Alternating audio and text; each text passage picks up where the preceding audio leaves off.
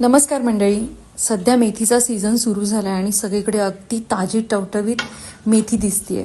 So यावेळी 30 मेथीची भाजी बनवण्यापेक्षा काहीतरी वेगळं बनवूया, जेणेकरून ते भातासोबत देखील खाऊ शकतो.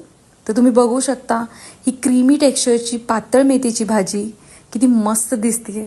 चला तर मग बनवूया. तर इथे सगळ्यात आधी मी एक पेस्ट तयार करून घेणार आहे आणि त्या पेस्टसाठी मला लागणार आहे थोडेसे भाजलेले शेंगदाणे, थोडेसे फुटाणे आणि थोडेसे पांढरे तीळ.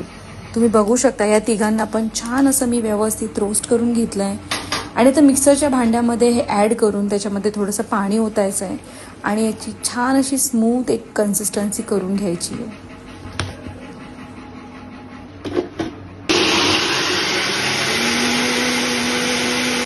त्यानंतर एका पॅनमध्ये थोडंसं तेल घ्यायचं आहे आणि तेलामध्ये खूप साऱ्या लसणाच्या पाकळ्या टाकायच्या. इथे तुम्ही लसूण ठेचून सुद्धा टाकू शकता, पण मी अखंड टाकलेला आहे. छान असा गोल्डन होईपर्यंत लसूण भाजून घ्यायचा आहे तेलावरती आणि त्यानंतर त्याच्यामध्ये जी आपण मेथी चिरून ठेवलेली आहे ती पूर्णपणे टाकायची आहे. एक साधारण 2 मिनटापर्यंत मेथी भाजून घ्यायची आहे तेलामध्ये व्यवस्थित आणि त्यानंतर हे असं टेक्स्चर आल्यानंतर साईडला काढून ठेवायचे आहे.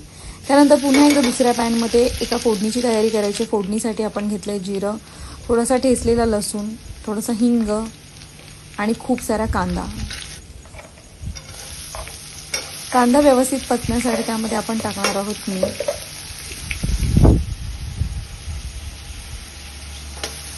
आणि या मिश्रणाला व्यवस्थित हलवून घेतल्यानंतर आपण टाकणार आहोत त्यामध्ये खूप सारा टोमॅटो. मी इथे साधारण 2 छोट्या साईजचे टोमॅटो घेतलेले आहेत. तुम्हाला प्युरी ॲड करायची असेल तर तुम्ही टोमॅटोची प्युरीसुद्धा ॲड करू शकता.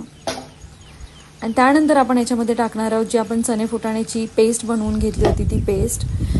त्यानंतर पाणी तुम्हाला तुमच्या चॉईसने जेवढं ॲड करायचं तुम्ही ॲड करू शकता. जितकी पातळ तुम्हाला याची ग्रेव्ही हवी आहे तेवढं तुम्ही पाणी ॲड करू शकता. आणि साधारण एक उकळी आल्याच्या नंतर त्याच्यामध्ये आपण टाकणार आहोत ही मेथी. तुम्ही बघू शकता कन्सिस्टन्सी काय मस्त दिसतीये. थोडीशी ग्रेव्ही चाखून बघायची आहे व्यवस्थित मीठ वगैरे आहे की नाही. नसेल तर पुन्हा वरून मीठ टाकायचं आहे आणि तडका अगदी ऑप्शनल आहे. मी थोडंसं लुक छान येण्यासाठी पुन्हा वरून एक तडका टाकलेला आहे. तडक्यामध्ये ॲड केली आहे थोडीशी शंकेश्वरी मिरची आणि थोडंसं लाल मसाला आणि तुम्ही बघू शकता आपली ग्रेव्हीवाली मेथी रेडी आहे. तुम्ही ह्याला गरमागरम चपाती आणि भातासोबत सुद्धा खाऊ शकता. खूप मस्त लागते. एकदा ट्राय करून नक्की बघा. आणि तुम्हाला माझ्या रेसिपी आवडत असेल तर माझ्या चॅनलला लाईक आणि फॉलो करायला अजिबात विसरू नका. शिवाय माझं यूट्यूब चॅनल आहे, यूट्यूब चॅनलला सुद्धा सबस्क्राईब करा, जेणेकरून या सगळ्या रेसिपीज इन डिटेल